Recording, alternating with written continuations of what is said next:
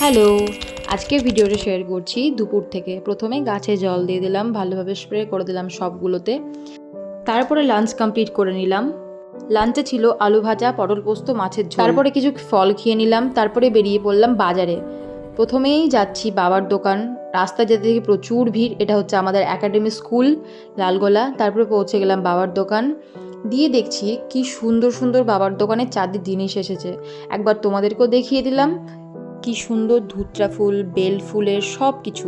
দেন চা খেয়ে নিলাম বাবার দোকানে। দেন একটা কাকু আসলো, কি পাঁপড়ও খেয়ে নিলাম। তারপর একটু ঢং করে নিলাম, মেয়েরা যেখানে আয়না দেখে এটাই তো করে।